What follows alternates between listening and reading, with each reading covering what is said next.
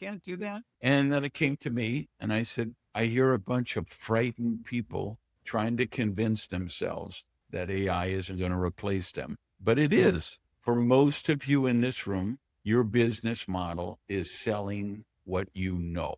And that business model in 2 years will be extinct because AI already knows everything. Hey, Weirdo, welcome back. Today, we're talking about what most entrepreneurs are trying to do. They're trying to outproduce artificial intelligence. They're creating more content, faster videos, prettier posts, all hoping to break through the noise. But here's the problem. AI does slop better than any human ever could. And today we're talking to Randy Gage, who built a massive following on social media and monetized it successfully. Then he made the radical decision. He stepped back, not because he failed, but because he realized the cost wasn't worth it. Now, Randy's focused on what he calls going back to the mattresses. Real conversations with people who actually care about his work, no algorithm chasing, no empty calories, just authentic connection and real business. In today's episode, we're going to explore how you can use AI without losing your humanity and how to build a business that's profitable and sustainable without selling your soul to the algorithm. If you're tired of the noise and wondering if there's a better way, this one's for you. Randy, welcome to the show. Using AI without losing your humanity. You had me at that. I'm big on this right now because even as I do things, I try and make sure that my humanity is in everything I do. Something I inherently do now, but I know most people are still trying to figure out the concepts of AI. Before we start, I would like to ask one question. What's a truth in your industry that most people do not want to admit? That most people what? In your industry do not want to admit. Oh, a truth that they don't want to admit. Okay, that's easy. The biggest one that they don't want to admit is that most of them are going to be irrelevant because of AI. Fair enough. I'm in the Speaker Hall of Fame that's run by the National Speakers Association, which actually has chapters all over the world, 20 different countries. We have a convention once a year, and then we have a little subgroup. It's called the $1 Million Speakers Group. It was something that I was one of the co-founders of many years ago to say, let's just have a little mastermind session for the people who are really operating at a higher level. And they have to show tax return that they earn at least $1 million a year speaking to get in that group. We come a day early to the convention and we meet and just brainstorm. And we were there this last convention again. And of course, we're talking about AI. And it's just going around the room one after another. And everybody's AI will never replace me because of the human element. AI never replaced me because I got hired. They won't have the nuance. AI can't do this. AI, you know, everything I know, everything everybody in this room knows. 2 years, if you still want to be getting paid, people are going to be paying you for what you think, not what you know. That, to me, that's the reality that not just speakers, authors, coaches, consultants, all kind of industries around the world where people have this false sense of security that what they do is so unique that they can't be replaced. And I tell you, honestly, I think 3 billion jobs are going to be disrupted, at least some context, by AI. I do want to just highlight for the audience that that's over quite some period of time. We still need to get to robotics before a vast number of jobs are going to go, but white collar jobs are just going to be wiped off the map within the next couple of years. That's for sure. How do people switch from marketing their knowledge to marketing their thoughts? You've got to build what I call market gravity. You've got to become that iconic thought leader, that iconic person of influence, that person who wrote the seminal book in your space, the person who facilitates the seminal get together in your space, person who could, and people, they have to understand thought leader is what it says. It means you lead the thought, not that you repeat the thought or you get programmed with thought. We have a lot of thought repeaters who call themselves thought leaders, but you're not going to survive in the AI age with that branding, with that positioning. They don't get paid a lot, but there's a lot of speakers. They're earning 5 or 10K to do a speech, and they're out there saying, I read the 10 seminal books on leadership and I put them all together and I present them all in my speech. Or authors who I've studied the 20 preeminent books on caribou migration and I put them all together. And now this is the Bible of caribou migration. Okay, that works a little bit. And you can still feed your family with that today. But 2 years from now, you're not going to be feeding your family with that because AI does that in literally 4.5 seconds.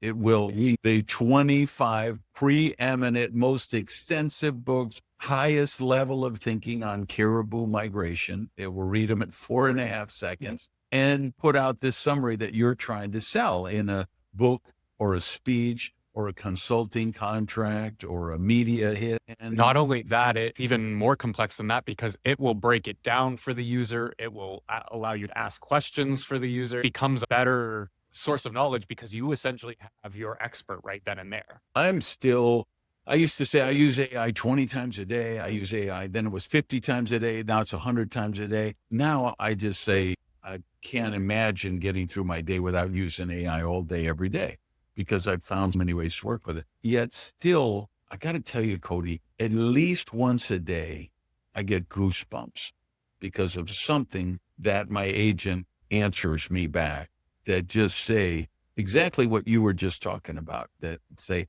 okay, now I've analyzed those 25 books. Based on that, would you like me to suggest the 5 biggest changes that are going to happen in the world because of that? Or based on that, would you like me to draft up a list of 10 things that you think people in the laundry mat industry should be cognizant of? The level of sophistication is mind-boggling. Funny because my favorite pastime is just reading research papers, and now I can make them on the fly. I just think up concepts and I have my AI go out and do all of the analytical research for me, build a research paper specifically in whatever I'm thinking about to just entertain me. It's boggling. It's just mind-boggling. I still to this day, once a week, I'm looking in my math book. Is there some way there's a human they got in there? Is there a hit? Am I on candid camera? Is that somebody hacked in and really there's somebody in Chicago who's answering my questions? Because I can't believe the level of nuance, the level of second order thinking, the level of extrapolation. It's frightening in some senses, and it's just exhilarating in some senses. My understanding is the latest versions now no longer speak in English and any written language. They now just speak in binary. It's a lot more intuitive to build things out and a lot more predictive because it's no longer having to take the time to, the way a computer program works is it uses ones and zeros and then it compiles that into a computer program that we have. But now, instead of having to interpret that to a computer analyzation or to human analyzation and then back, it just does the analyzation in the binary constraints and then does the output as a rendering of that answer. It's actually getting smarter because it's learning how to speak its own language. Yeah, and whereas humans, we've gone the opposite approach. We were learning how to code in one and zeros, but now if you are curious and you can ask good questions, you have the equivalent of an MBA in computer programming. Very much so. And I have computer software. I'm a computer software engineer by trade. That gave me the ability to question what I'm building half the time. And now I haven't touched code in 2 years. I have not had to because it's easy for me to fix the mistakes that AI makes, that there's no point in me being in a code base anymore. And I think you're going to see a lot of that. I feel bad for the youth of today because they don't get to have that stringent learning process that I had to go through. How do we get AI to work for us instead of it working against us? Yeah, people have to change their perspective and stop thinking of it as Skynet that's going to destroy the world. And, oh, here's the brain that's going to do all my thinking for me. And I'm going to get it to write my college papers. And then I'm going to get it to write all my corporate homework assignments for a job. And you've got to say, okay, how can I still be a critical thinker? And I was just doing a pod couple of days ago, and they said to me, "Are you worried about AI replacing you?" I said, "Not in the least." They say, "Why not?" And I say, "Because AI is accelerating me. AI is allowing me to operate at the highest levels of productivity, ingenuity, innovation, and critical thinking that I've ever operated in my entire life." 2025 was the greatest year I ever had in every area of my life: health, relationships, the revenue for my company, the earnings on my investment. I scaled everything. I can tell with what I've already booked in 26, this is going to be bigger than last year. And now in my case, I'm about prosperity. It's the health, relationships, the other stuff is very much a factor there. But I'm using AI to help me in those areas. I've freed up much time. I have an executive assistant to book my calendar, a human who lives here in Miami, where I live. And I say, his name is Sam. And I say, "Sam, you have 2 days a week to book me. Any of my podcasts, videos I need to record, meetings with my coaching clients, my consulting clients, chiropractic appointment, dentist appointment. If I want to meet Miss Cleo in the psychic hotline in the astral plane, whatever you can book, whatever you want in 2 days a week. The other 5 days a week, you can't touch, because I need that time for deep work and lifestyle. And I don't work. And then I have time for the loved ones and the health and the gym and the workouts and softball and all of that other stuff that's important to me. And I'm doing more in 2 days a week than I used to do, even when I worked 7, even when I worked 6. It has accelerated my output I wrote a 5,000 word blog over the weekend on future trends, shifts, what I think, stuff that's going to impact us.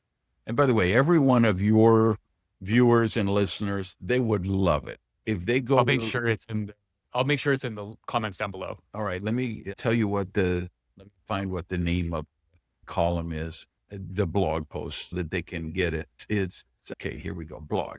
And there's another one too, while I think of it, that we should put for your guys. It's stop trying to outslop the AI slop, which is exactly what you led off the show with. I literally have a post on that called "Stop Trying to Outslop the AI Slop." And then the other one is called "Crazy Today, Obvious Tomorrow: 17 Shifts Creating the Next Fortunes." Because what I'm doing is, as an entrepreneur, I'm saying AI, biotech, longevity, there's all these important things that are happening, shifts that are going to happen, that as an entrepreneur, you can either be roadkill on the superhighway, the imposed superhighway, because you think you can ignore AI or you can ignore technology, or you can be mindful and say, "Hey, what kind of opportunities is going to create?" That's why I moved out to the middle of nowhere. Yeah, I started that post and I had 7 shifts, and then it was 10, and then it was 13, and then I ended up with 17 that I think are cataclysmic changes, shifts that offer incredible opportunity for entrepreneurs. Question for Wrap it up. 5,000 words, that would normally be 30 hours of writing for me. I did it in 5 because I could use AI to check things and keep me from jumping the shark, and even editing afterward to reduce it a little. Yeah. I actually use it. I wrote a little book myself, but I used it to talk to it and have it form the book that I wanted to write. It was kind of cool that I didn't actually have to put any writing down. I could just talk into my microphone and it put out a full book that is exactly as I wanted it, and I could edit it. But I do want to ask, is tourism one of those industries? Number 16 on that list is there will be a free Cuba, and it will become the hottest tourist destination in the entire Atlantic region. Fair enough. And I just looked like 2 weeks ago, they stopped refueling planes for air. Americans don't know it, but a lot of Latin American carriers stop in Havana and refuel on their long hauls. 2 weeks ago, Cuba told them, "We don't have any oil to do that anymore. Sorry, you have to go somewhere else." Because when Trump shut down Venezuela, that was their lifeblood. last week, they were in blackouts, huge rolling blackouts over most of the country. They need that income they get from airlines to pay the army, to pay the civil service. I don't think there is an imminent invasion. I think they break down literally in a matter of weeks, probably. And it'll Just be, to give you there'll be flights every hour from Miami to Havana. That'll be a mess. 100%. Actually, a little fun fact about me, my family runs a nonprofit in Cuba, getting supplies down there to the people in need. I told my parents, the plan should be as soon as they break down and become a capitalist country, you turn this into a profitable business, because I know tourism is going to be big there. I actually also just wrote an article about tourism in Canada becoming a big boom the next 10 years too, because of people are going to want digital detoxes. People are going to want away from the internet. This is, wait till you read, you got to read that article I wrote after we done, because that another thing I talked about is that I think luxury personal experiences will be one of the biggest growth industries. No device weekends, for instance, where nobody can bring a phone or a laptop or anything. Because this is just the nature of human nature. The pendulum swings different ways. And now we've got people who live in their cell phones. They're doom scrolling 6-7 hours a day on TikTok and Insta Reels and all of that. And go to a restaurant and look at the couples that are sitting. It's a husband and they're a wife. They're across from each other at a table and they're both on their phone. They're not even looking at each other. They're not even speaking to each other other than to say, oh, look at this funny meme I just got from Nancy. And it's just, we will crave that human interaction. We will crave that travel experience.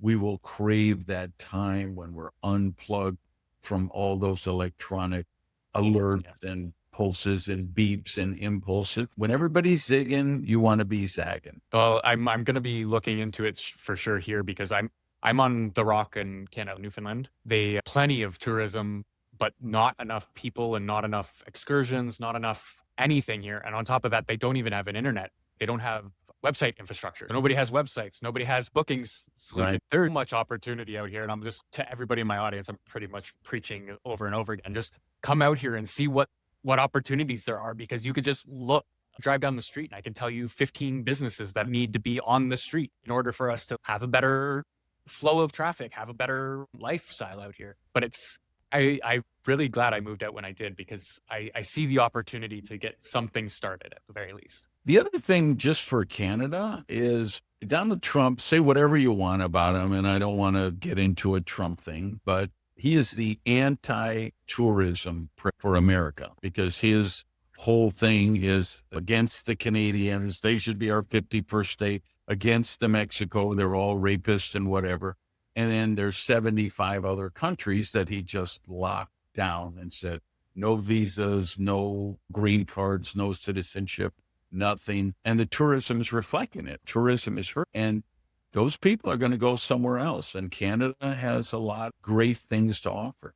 And the big part that I do want to emphasize to everybody out there is we do not have the existing infrastructure. It's we forgot that we have this beautiful country and people just stopped building things to go outdoors. But again, over the past 20 years, it's been more digital and digital and digital. Nobody's really wanted the outdoors. But yes, we're going to have that pendulum swing the reverse and everybody's going to want it. Specifically to the youth, I tell them, if you want an adventure tourism company, you go do it, because it'll cost you nothing. Go buy a boat or even just do walking tours to start out. You can make a good living out doing these things in the summertime. And in the wintertime, you figure something else out. That kind of goes into what I wanted to ask is, I heard the concept that entrepreneurship is going to be the new or the final career. Is that something you see in your industry? Well, first of all, I don't have an industry. I work with all industries. I work with entrepreneurs. That's my hotspot. I show entrepreneurs how to accelerate, how to scale, and más importante, how to do it in a way that creates a prosperous life. Great. Okay. It's wonderful. You make 40 million a year, but if your spouse doesn't speak to you or your kids couldn't pick you out of a police lineup, was it really worth it? I don't think. Or, that you're going to be dead in 10 minutes from a heart attack because you're 70 pounds overweight with high blood pressure and high cholesterol and all of that stuff. I do, and I'd love to say the whole world, everybody's going to be an entrepreneur, everybody's going to have a side gig. But the truth is, not everybody has the mindset to be an entrepreneur. And I favor entrepreneurs because I'm a prosperity guy. To joke, my day job is really, I'm just trying to make the world more prosperous. And to make the world more prosperous, you have to make people more prosperous, individual people. And I believe it's quicker and easier to become wealthier as an entrepreneur than it is as an employee. But not everybody is meant to be an entrepreneur, and you can still do it as an employee. If you're Michael Eisner and Disney pays you $30 million a year to run Disney, that's a pretty good job. You can afford your school lunches on $30 million a year or whatever. There are opportunities in the employment world that some people, my mother, my family, they're all employees. I used to call my mother every week, and every week at some point in the conversation, she would say, Randy, have you given any thought to getting a real job? Something with security? Because to her, security, you get a paycheck on Friday. And this went on for years. She was an Avon lady, and she worked for corporate. She was the district manager. She worked for Avon Corporate, and she managed the Avon ladies in her district in Madison, Wisconsin. Yeah. Every week she'd say, will you think about getting a real job? One day she gets a call from her boss, who's the division manager. And he says, hey, listen, we're thinking of opening a network marketing compensation plan for Avon reps. And we hired this expert. He's going to come and speak in Chicago to the whole division. And he's got your last name. Are you know him? Are you related to this guy, Randy Gage? And she's, oh my God, that's my son. I know it. And then she never asked me if I would thought about getting a real job again, because her boss had hired me as a consultant. Now she saw that this was a real job with security. But if that didn't happen, she would still be asking me every week. And I'm 67 in a month. She's 87, but she'd still be asking me next Sunday, have you given any thought to getting a real job? I've had the real job. I've had the security, and I can say that it was not for me. Not because it wasn't good and it wasn't prosperous. It just didn't feel to me. And for some reason, not making a paycheck or thinking I'm not making a paycheck gives me more motivation to try and make a paycheck more than just sitting on it and at least I get money every week or every 2 weeks. Yeah, listen, I'm psychologically unemployable. If I get a job, one of us is going to die. I'm killed or my boss is going to get killed, but we're not going to both make it out alive. You and I are a different breed, but we have to also recognize there are other people and they're just not our breed. Fair enough. I do want to ask though, do you think that because the pendulum is swinging, that we'll have more social enterprises coming up in the future as opposed to how it is now? I think back to when my grandfather had a business and it was basically a giant family. Do you think businesses are going more that way with everything that's going on lately? I do think there will be a huge increase in social entrepreneurs. Gen Z, Gen A, they're not buying the shit my generation was buying. They're just not. Yeah.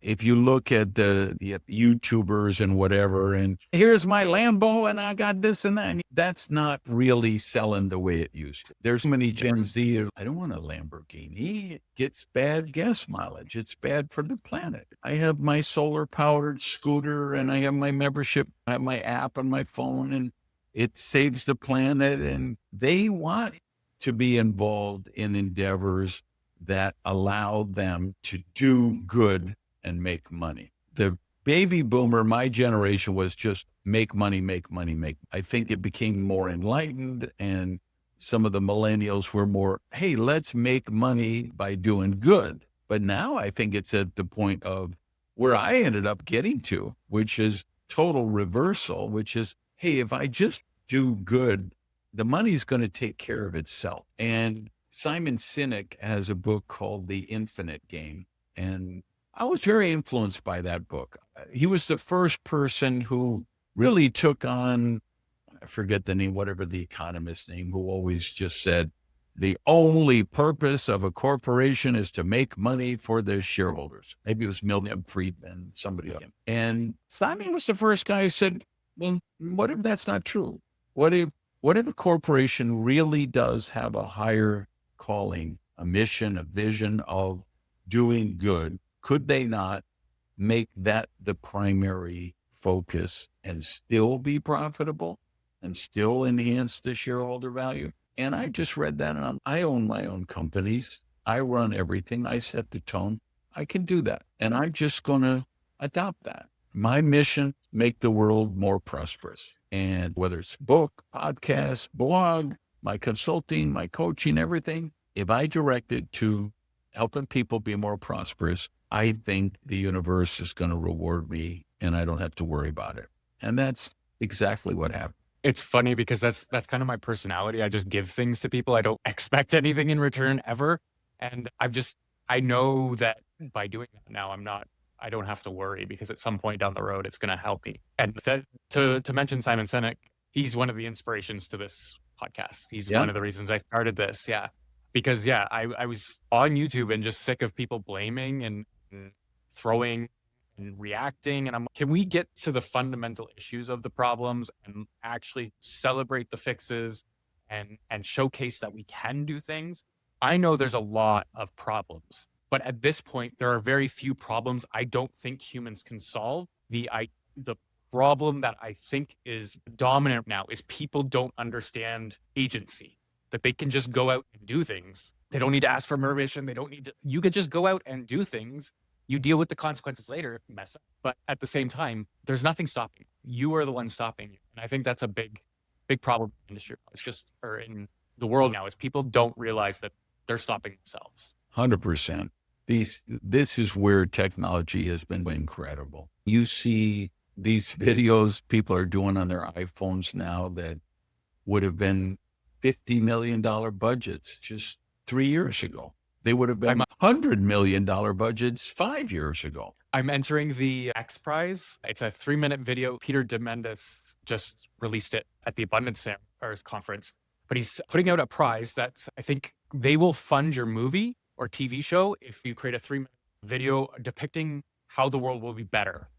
They're going to pick a winner, and that winner will get full funding to put out their content. But it's just the amazingness that ingenuity people are putting into these things is just astounding. And we're still only what, 3% of the population using AI? Wait until the other 97% start using it. It's going to be lit. It's going to be lit. Yeah. That's this is going to turn into a media company eventually.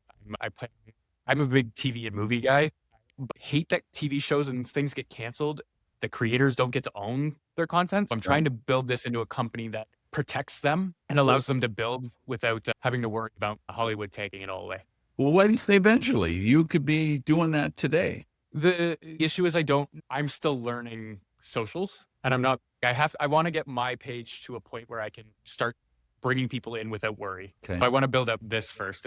I'm not bringing in any money yet. I've been doing this for a year. I've got a decent following. I just have to learn the socials and the monetization. And then after I learn that, I can start extending that to other people. Yeah. Well, I would suggest, this is just free advice I'm throwing in the middle here, just make it a media company today, and that you are the first channel you're building out, and still have the same objectives. I need to monetize the channel. I need to make it profitable and scalable. And these lessons I'm learning along the way, then I'm going to be able to help the other people I bring into my media outlet. Because that's basically what I'm doing with a YouTube page that I have it's a YouTube page with podcasts and newsletters, but I just incorporated it as a media outlet. I kept that as the outcome in my mind from the go. And I think you should do the same thing, because I think you're already right on the right path. Yeah. And I believe my corporation is under a digital creation, so it should suffice as media as well. But yeah, so I kind of ran out of questions, but I do have one last one that I want to ask. What is some practical advice for entrepreneurs out there starting? The most important thing you can do as an entrepreneur is scale. Scale is what allows you to transcend gravity. Okay. And I'm not being literal. You're not going to transcend gravity. But what scaling allows you to do is to transcend what we perceive as the limitations of growth, what we perceive as the bottlenecks. Like if I look at my company, I said 2 years ago, hey, the bottleneck in my company is me. I'm brilliant. I'm a mad genius. I'm doing great shit, but I don't scale. There's, how many podcasts, how many videos can I do? How many books can I write? How many speeches can I give? How many airplanes can I get on? Right. So last year was where I made this really intentional decision. It's been a year since I hired Sam as my executive assistant. As I told you, I told him you have 2 days. The other thing I told him is when I come back from a speech, I need the car filled up with gas and water. I need food in the refrigerator for the week.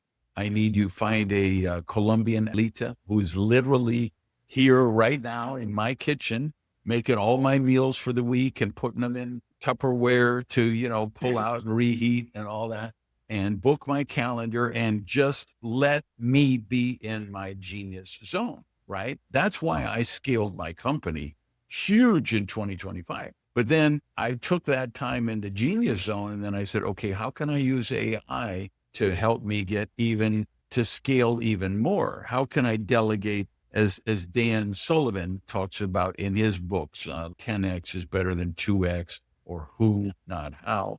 And then Dr. Ben Hardy, his co-author, also wrote a book on scaling this last year, which was very good. How do I delegate 80% of the new 20%, right? So in other words, when I started with Sam, I say, okay, I got to delegate 80% of my stuff so I can take 100% of my energy in the 20% genius zone. So the 20% becomes the new 100%. Then when I took AI, I said, how do I get 80% out of that? And then I have an agent for a newsletter that I do.